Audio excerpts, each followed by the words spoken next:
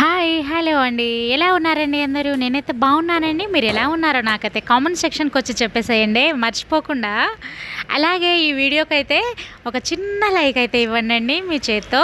అలాగే సబ్స్క్రైబ్ చేసుకోని వారెవరైనా ఉంటే సబ్స్క్రైబ్ చేసుకోండండి. అలాగే వీడియోనైతే ఎండ్ వరకు చూడండి. విషయానికొచ్చేసేస్తే ఈరోజైతే నేను మార్నింగ్ చేసిన బ్రేక్‌ఫాస్ట్ అండ్ ఆఫ్టర్‌నూన్‌కి సంబంధించిన లాగ్ అన్నమాట అండి ఇది. ఈరోజైతే మా ఆయనగారు 5కి వెళ్ళిపోయారండి చేను దగ్గరికి. మా బుడ్డోడైతే స్కూల్కి వెళ్ళిపోయాడు. నేను బ్రేక్ఫాస్ట్ చేసేసరికి వాళ్ళెవరు లేరు, ఇద్దరిట్లెవరు. మా బుడ్డోడికి బ్రేక్ఫాస్ట్ అక్కడే ఉంటుంది, లంచ్ కూడా స్కూల్లోనే ఉంటుంది, డిన్నరే ఇక్కడ వచ్చి తింటాడాడు. అండ్ మా ఆయనగారు రోజు ఉండే కానీ ఈరోజైతే ఎర్లీగా వెళ్ళిపోయారండి. ఎందుకంటే చేను దగ్గర చాలా అంటే చాలా కోతులు వచ్చినాయటండి. దాదాపు 50-60 కోతులు వచ్చినాయంట. కోతుల గుంపు వచ్చింది అని కాల్ చేశారు వర్కర్స్.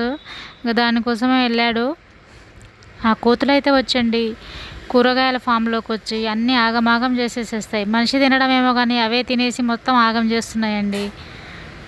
కోతులతో ఒక సావు వస్తుంది. మేము కూరగాయలు పండించిన వాటి కోసమా మా కోసమా అనేది అయితే మాకైతే అర్థం కావట్లేదండి. ఓకేనండి, ఈరోజు విషయానికి వచ్చేసేస్తే నేనైతే బ్రేక్ఫాస్ట్కి చపాతీ చేసేస్తున్నానండి. చపాతీకి ఆలూ కర్రీ అయితే బెటర్ కదా అని ఆలూ కర్రీ అయితే ప్రిపేర్ చేసుకుంటున్నానండి. ఇక్కడికి వచ్చేసేసి నేనైతే చపాతీ పిండి కలిపేసుకొని పక్కన పెట్టేసుకున్నానండి. ఆ పిండిలో కాస్త షుగరు, కాస్త సాల్ట్, కాస్త ఆయిల్ వేసేసి కొంచెం వాటర్ కలుపుకొని మొత్తం మంచిగా కలిపేసుకొని పక్కన పెట్టేసుకున్నాను. ఇక కర్రీ అయ్యేలోపు అది మంచిగా నానుతుంది కదా. చపాతీ పిండికి ఎప్పుడైనా కలిపేసిన తర్వాత రెస్ట్ ఇవ్వాలండి. చాలా అంటే చాలా సాఫ్ట్గా వస్తాయి చేసేటప్పుడు. కర్రీకి అయితే ప్రిపేర్ చేసుకుంటున్నానండి నేనైతే. ఇట్లా వంట చేసినప్పుడు పొద్దున్నే మా కిచెన్లోకి అయితే సూర్యుడు అయితే వచ్చేసాడు. ఎప్పుడు వస్తావా అని సూర్యుడు ఏమో నన్ను పిలవడం, నేనేమో ఆయన్ని పిలవడమే సరిపోతుంది కిచెన్లో. రోజు అట్లనేనండి, మంచిగా మొహం మీద సూర్యకిరణాలు పడతాయి. చాలా అంటే చాలా మంచిగా అనిపిస్తుంది నాకైతే. అందులో ఒకటి ఓ పాజిటివ్ వైబ్ అనేది స్టార్ట్ అవుతుంది అట్లా పడడంతోనే. ఎప్పుడైనా అబ్జర్వ్ చేయండి మీరు, పాజిటివ్ ఎనర్జీ వస్తుంది. అందులో ఒకటి విటమిన్ ఏ కదా, ఎండ చాలా మంచిది ఒంటికి.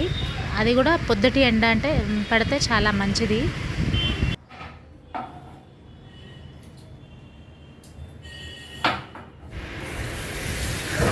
నేనైతే వంట చేసేటప్పుడు గిన్నెలు కూడా ఎప్పటికప్పుడే కడుక్కుంటానండి. ఎందుకంటే తర్వాతకి వచ్చేసరికి చాలా అంటే చాలా ఎక్కువైపోతాయి. అందుకని నేను వంట చేసినప్పుడైతే బయట గిన్నెలు ఎక్కువ వస్తాయి కదా, అప్పటికప్పుడే కడిగేసుకుంటానన్నమాట. గ్యాస్ దగ్గర కూడా అప్పటికప్పుడే క్లీన్ చేసేసుకుంటానండి నేను. నాకు ఆ గ్యాస్ దగ్గర క్లీన్గా లేకపోతే అస్సలు నచ్చదండి. నేను దగ్గరికి కూడా పోను. అందుకే మంచిగా క్లీన్ చేసేసుకొని పెట్టుకుంటాను ఎప్పుడైనా సరే గ్యాస్ దగ్గర. కర్రీ అయితే స్టార్ట్ చేస్తానండి.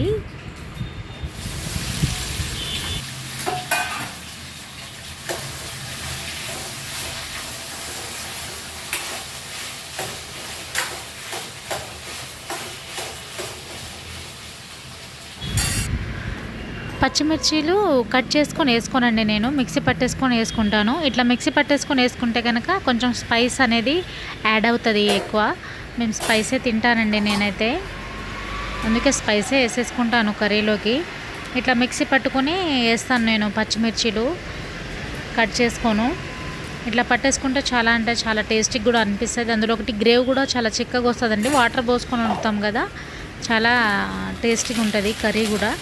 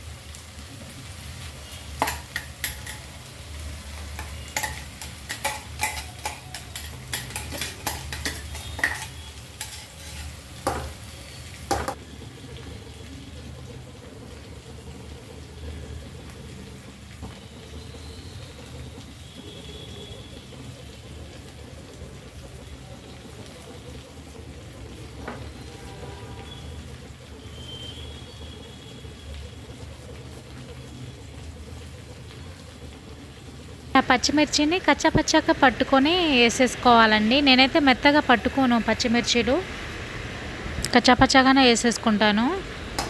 టమాటాలు అట్లనే కట్ చేస్తాను నేను పైనుంచి డైరెక్ట్గానే 3 కట్ చేసుకొని వేసుకుంటున్నాను. టమాటాలు మా తోటలో అండి, చాలా అంటే చాలా బాగున్నాయి టమాటాలు.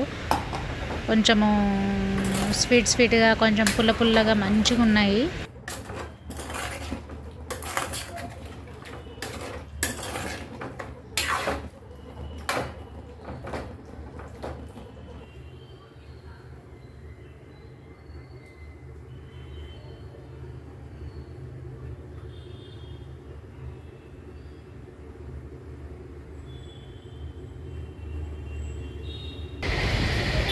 నాకైతే చపాతీలు కానీ, రోటీలు, జొన్న రొట్టెలు కానీ తినడం అంటే చాలానే ఇష్టం. కాకపోతే చెయ్యాలంటే బద్ధకంగా అనిపిస్తుంది.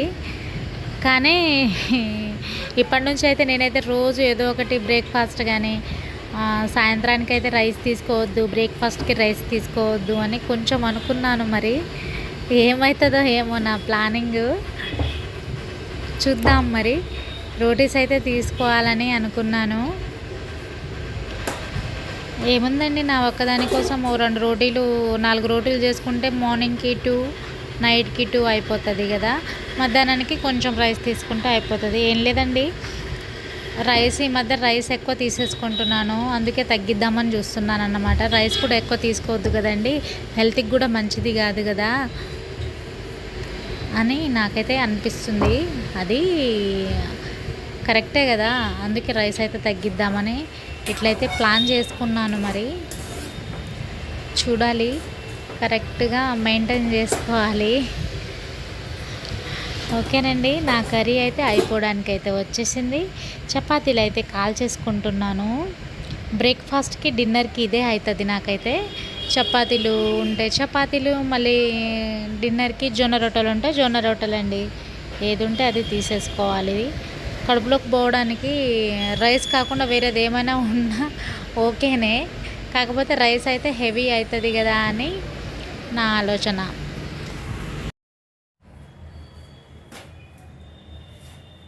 కొంచెము కర్రీ ఎక్కువ తీసేసుకోవాలండి, అయితే కడుపు నిండా అనిపిస్తుంది. రైస్ తీసుకోకుండా ఇట్లా కర్రీ ఎక్కువ తీసేసుకొని రోటీ 1, 2, 1.5 తీసేసుకోవాలి. చాలా అంటే చాలా మంచిగా ఉంటుంది అట్లా. నేనైతే ఇట్లా చపాతీ చేసుకున్న తర్వాత అండి, మ్యాట్లో పడ్డ పిండిని అయితే ఇట్లా మళ్ళీ రీయూజ్ చేసేసుకుంటానండి, వేస్ట్ చేయను పిండిని. ఆ మ్యాట్ మీద ఏం లేదు కదా, ఓన్లీ పిండే ఉంది, అట్లా రీయూజ్ చేసేసుకుంటాను. తర్వాత ఆ మ్యాట్ని అయితే కడిగేసుకుంటానండి. అది ప్లాస్టిక్ కూడా కాదు, రబ్బర్ లాగా వచ్చింది. అది చాలా అంటే చాలా నచ్చింది నాకైతే ఆ మ్యాట్. ఇక్కడైతే చపాతీ అయిపోయిన తర్వాత నేనైతే క్లీన్ చేసేసుకుంటున్నానండి. వంట అయిపోయింది కదా, నేనైతే ఎప్పటికప్పుడే క్లీన్ చేసేసుకుంటాను. నాకైతే మంచిగా అనిపించేది అని చెప్పాను కదా మీకు ఇంతకుముందే.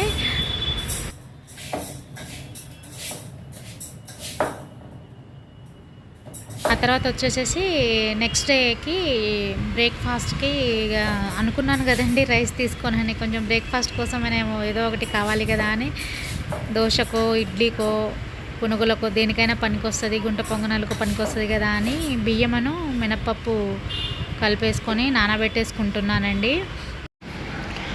ఓకేనండి, వీడియో కనుక నచ్చితే చిన్న లైక్ అయితే ఇవ్వండి. అలాగే ఛానల్ అయితే సబ్స్క్రైబ్ చేసుకోండి. సబ్స్క్రైబ్ చేయడం మర్చిపోతున్నారండి, సబ్స్క్రైబ్ చేసుకోండి మర్చిపోకుండా. అలాగే మళ్ళీ కలుద్దామండి నెక్స్ట్ వీడియోలో. మీరు ఇలాగే నన్ను సపోర్ట్ చేస్తూ ఉంటే ఇలాంటి మంచి వీడియోస్ వస్తూ ఉంటాయి. మళ్ళీ కలుద్దామండి, బాయ్.